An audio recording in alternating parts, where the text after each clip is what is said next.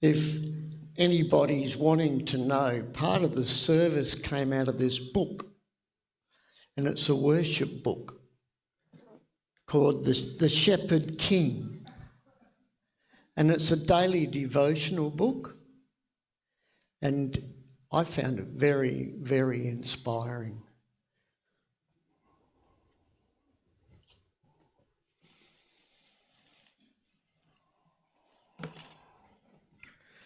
Meshach tried to find out what the service was about today, and I wouldn't tell him. And he says, "Oh, I always find out what it is." Bad luck. I want you to have a think for a moment, because I want you to expand your minds. So I want to take you back in history. I want you to think about what these different people in the stories that I'm going to tell you were actually going through. Because, Meshach, you're not alone. Back in 1770, can anybody tell me what happened? No, a little bit early, that is. Later, sorry. 1770 is when Captain Cook discovered Australia.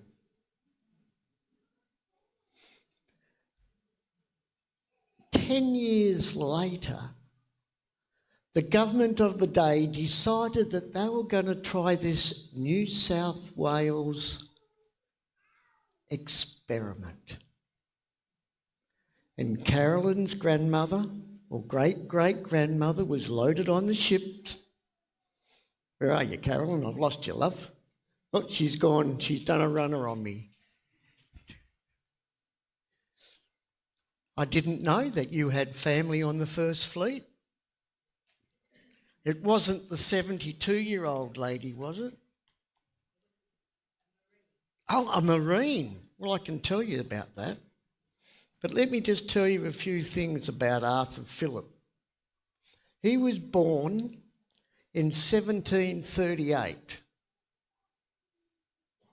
He was educated at a seafaring school in 1751. And he went to sea for many years, and he also was a spy and a commander of ships. In 1784, Captain Nepean tapped him on the shoulder and he says, "We've got some ideas for you."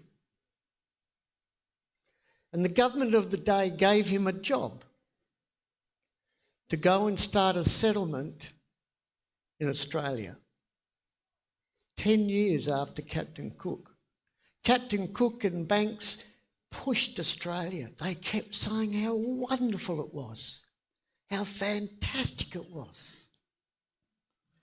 So Arthur was given the job of organising and taking people to live in Australia. So they put an ad in the paper and they said, "Who would like to go to Australia?" But they didn't, because they said, "We'll send our convicts there, because we can't send them to America anymore, because the Yanks don't want us anymore there."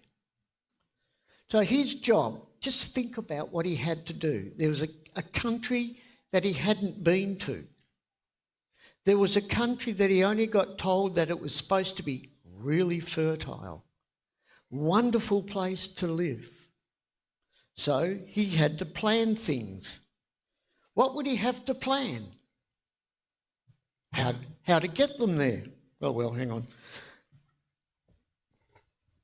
I like to fidget. How to get them there? How was he going to do it? How many ships would he need? How many people was he going to take with him? What were they going to do for law and order? What type of buildings would he need to build? Would he need to build a jail? He had to organise 8 ships just for the convicts and 3 more for supply ships. On the convict ships, there were Marines, so Carolyn's. Oh, he was on the Prince of Wales. He was on the lady ship. They had to take supplies for 3 years. Could you imagine going down to Woolies and Coles and buying enough food for 3 years? You know, these things are mind-blowing when you stop and think about what he had to plan for. He was going to pick up food on the way down as well. What materials was he going to need to build things? There's no bags of cement. There wasn't any hardy plank. What trades was he going to need? What convicts had trades? What about clothing needs? He can't pop down to Target and buy a new T-shirt, could he? What about medical supplies? Panadol, Band-Aids. On and on would go the list. Could you imagine his excitement at first, being tapped on the shoulder and said, "We would like you to go and do this"? I reckon he would have got a real buzz to start off with. The excitement. Hey, I got the job of settlement in Australia. And then your things start happening and you can't wait, and then it goes on and on. You know that in the 6th of January 1787, the first convicts were loaded on the ships. They were still loading convicts in March the same year. There was 1,500 people aboard 11 ships. 759 convicts, 191 of them were women. In May, they loaded more prisoners on the ships. Could you imagine the conditions that they were living in? Could you imagine the smell, the noise, the groaning? Because they weren't in beds, they were on planks stacked up and a metre wide. And that was their home. The journey took them 5 months, but some of them were there for nearly 12 on these ships. Do you think they had it easy? There was a 70-year-old woman. So who's 70 here? Go on, put it up, Marjorie. We know. Well, there was someone Marjorie's age, kids. Really old. And is there an 84-year-old here? Someone in their 80s? Oh, look at them. Kids. There were people their age on the boat. And how many 14-year-olds were there? How many have we got here? Any 14-year-old, 15s? Come on. You would have been on that ship as well. A 14-year-old girl. And you know what she got pinged for? For stealing clothes while she was babysitting. You know, Captain Phillip wouldn't do anything until everything in his mind was right. That's why they took so long to go. On the 3rd of May, 6 months after the first convicts got on the ship, they sailed down the English Channel,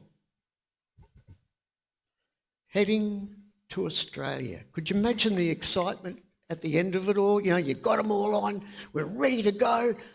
Go! Do you know that before they got to Rio, they had to, I get it right, introduce rations on the food. And they hadn't even got to Cape Town yet. And that's a little bit rocky, going around there with the winds.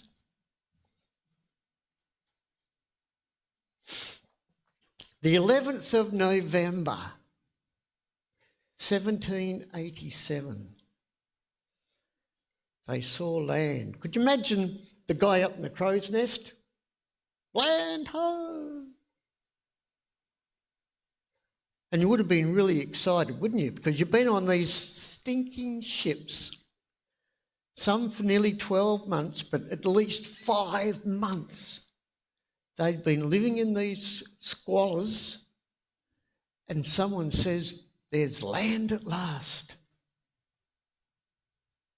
Even, I reckon, the guy down the bottom where all the yuck and the muck was would be excited to get out of that. But the 5th of January is when they anchored in the bay. But on the 18th of January, they landed at Botany Bay. Captain Cook described it as the finest meadows in the world, but they weren't. So could you imagine Philip jumping off the boat they rowed him in? We've made it! Stick the flag in! And find out that they couldn't live there, that Cook and Banks had actually sold them a bit of a dummy, because when they got there in January, it was summer. The swamps were around them, the ground wasn't fertile as they thought, and there wasn't enough fresh water.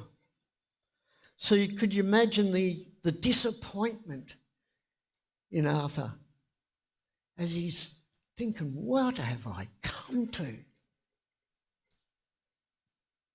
So they went around to the other side, went in through the head, settled down in Sydney Cove. But there was 3 years of drought. So where's the food gone? They've had to ration it again because they were going to live off what the ground was going to supply for them. 3 years of drought these guys had. They eventually sent off for more food into Indonesia and India to get more food to try and help. They had to establish their new homes. They had to build bricks. They had to sew clothes, make shacks, make a house, everything they had to do. And we think we've got it tough. They lived in tents for years. And one of the statements that was made was said they had never experienced the hot wind like this before. Welcome to Australia, the land of opportunity. And these poor guys have come from a climate where it's cold or cool, and they've never experienced anything like it. Let's have a look at another story. You know, David experienced things like this. Could you imagine being out in the field, probably 14, 15, we're not sure how old he is, well, I couldn't find it anyway. But he was out in the fields looking after his sheep, and Dad sends a message down to him to come back home. He comes back home and there's Samuel.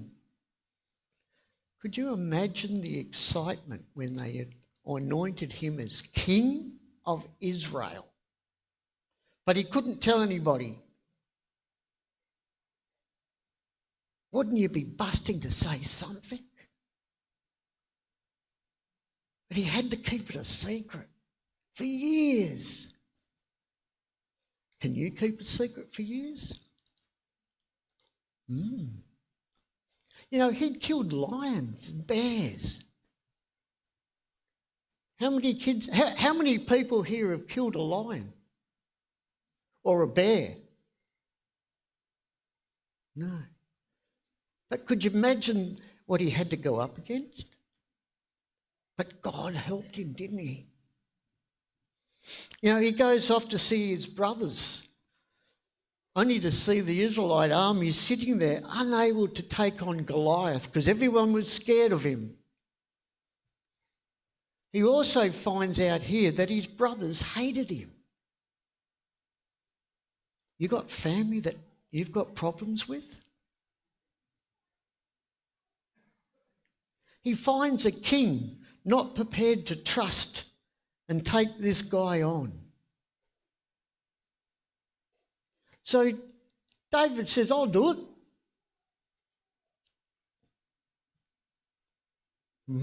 So Saul says, all right, put on all my armour. So he puts it all on.